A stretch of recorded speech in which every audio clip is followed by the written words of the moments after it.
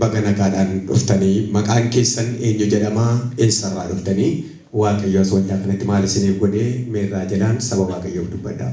Ani maqaan koo Maskaramidha kan Dhugaa kurnaan kumsaa gadiirraan dhufe waaqayyo lafa kanarratti waan gurguddaa naaf godhee karaa nama waaqayyoos waaqayyo waan baay'ee keessa dabarsee biyya ormaatti illee du'a garmalee nu oolchee waaqayyo nama kanarra jira lafa kanarras jira ammuma jedhu ga'a.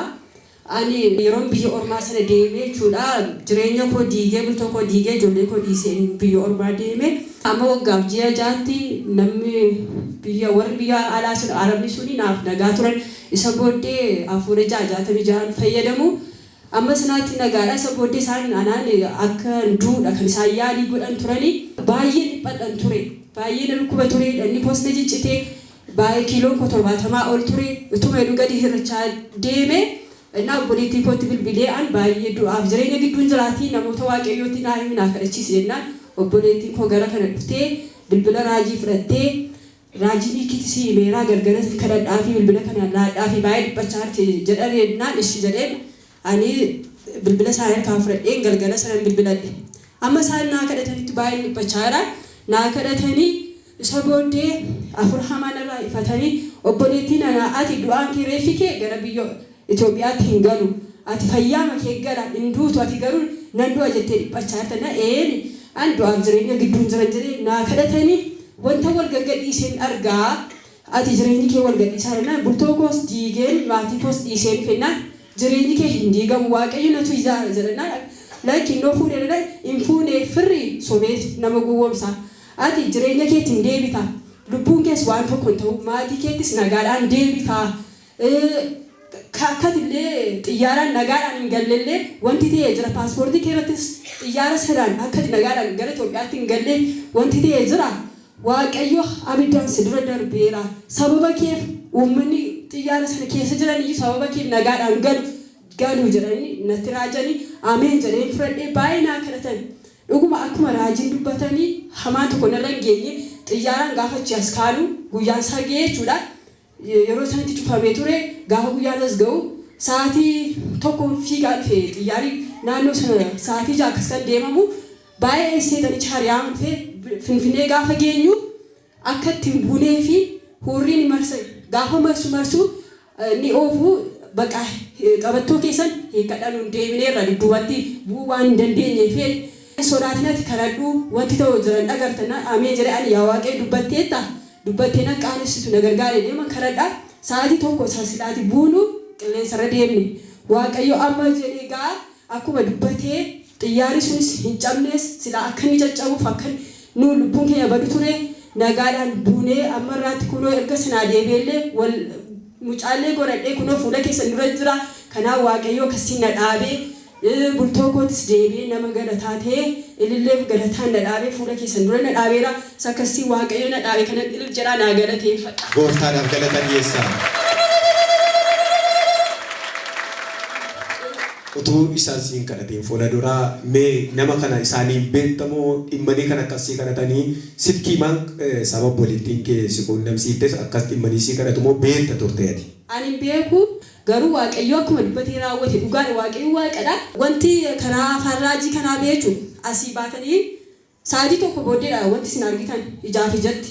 Ani waan baay'ee naaf ta'e ani gidduutti naawee malee tokko fageenyaanis badaa isin dhufu malee yeroon as dhaabbadhee birrii 10 illee hiixadhu jechuun gadi beenu eebba maarradha. Lafa kanatti baay'ee eebbifamaa ture. Innaa as hiixadhee gadi beenu waan addaa tokko naaf ta'a. Galanii isaaf haa ta'u waaqayyo amma ammaatti kunoo na eegina gargaareera inni lammaffaa immoo barreen gaddaa naannoo sanan ta'an ture mucaa ishee kana bibirrata ture halkan innaa mucaa durbaa kan qabatteertu namni tokko jirtaa kan harkan bibirrattu innaa nan bee'anis ergichaan koomiti kan nama biraa ture innaa obboleessi tokko mucaa durbaa qabatee as gaafan ga'u kan keessi birratti immoo na dheen jedhe achi hidhaan kee hiikameera waan tokko sirran ga'u edanii zeetii dibataa naalaadhaa jechuun zeetii dibataa fuudhanii nutti dibdibanii wanti siif gadhiifamu jiraati galataaf kottu naan jedhe ameen jedhee fudhadheen deebi'ee har'a boortuma jedhu kan hin ture. Kan mucaasii kadhatanii isa sana immoo sii dubbatan. Eeyyeno ani gaa wanta sana akkasidha taa'ee yaanne qabeenyaadha ture qabeenyaa manaadha lafaadha obboleettii koo harkatti laadheen deeme yeroon deemee sarviizii lamarra kaa'ee akkuma kootitti qabattee deeme. Isheen ofitti jijjiirtee kaartaa pilaanitti baafatteetti. Kan hundumaan beekamu lafa kana argee booddee hin beeku. Isa booddee gaafa kaartaa pilaanii baafadhu isheen almasii baasatti tumettu gaafa isheen dheeristu gaafa dhimma lafaa deemu kaartaa pilaanii beera lafatti jettutti kun ankoodhaan kun obboleettii koodha ankootti baafattee miti kan isheetti baafattee kun itti beera kun daangaadhaan daangeeraan jennaan ishi jedheen dhaqeen gaafadhe haqiitti kaarticha fidennaan naalaachuu didde. Isa booddee wantichi akka seeraattis akka humna koottis wanta naaf hin kennamne silaa bakkeetti kan darbatamee gatamu ture. Waaqayyo garuu akkuma sagalee asirratti karaa nama sana dubbatee natti dubbatee naaf raawwate wanta waggaa 17 qabeenyaan waggaa 10 olitti laatamu akka seeraattis tuukasameesi seerichi abbaa sanaaf ta'a malee abbaa qabeenyaaf hin ta'u. Waaqayyo garuu akkuma nama kana irratti jirutti akkuma sagalee lafa kanatti dubbatanitti waaqayyo harkaan baasee qabeenyaa kos dabalee dhaalallee kan hin argachuu hin qabaanne waaqayyo dabalata qabeenyaa guddaa harkaan baasee akkuma sagalee salaf kanatti karaa nama isaatti dubbatee harka koo keessa galcheera isa kanaaf hin galatee bahuu barbaade waaqayyoon guddisaatii dholol jedha naa galateeffadha.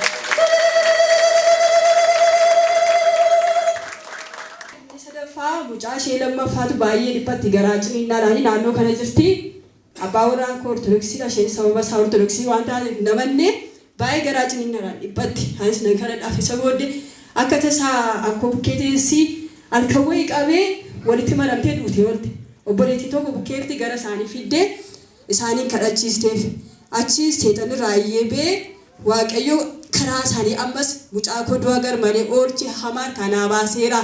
Kanaaf ilil jedhaa naa galateeffadhaa. Sabni gargaaraa gooftaadhaaf ammayyuu galata dhiyeessa.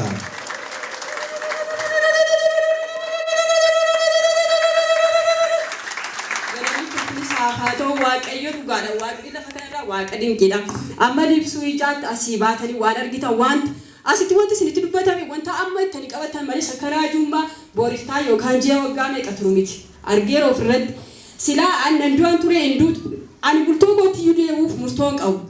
Tu karaa isaaniitti hin dubbatamne diigeeras garaa kutadheeras hin deemu garuu lekki jedhanii karaa masaanii waaqayyoon itti dubbatee jireenyi koo hin jijjiirame bultoon koos hin deebi'e dhuguma waaqayyo nama kanarra jira.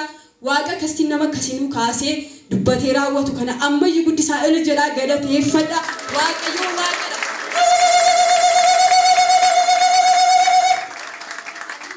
Ulfina waaqayyoof jilgeenfadheen isaanii nan eebbisaa isinis ulfina waaqayyoof ol kaatii nama akkasiinis ni kaasee nuuf kaasee kana nuu eebbisaa. Mee waaqayyo saana eebbisuu jedhaa dubbadhaa. Dabalaa fi hafaan jiraadhaa jedhanii. Harka keessa walitti buusaa gooftaadhaaf galata dhiyeessaa.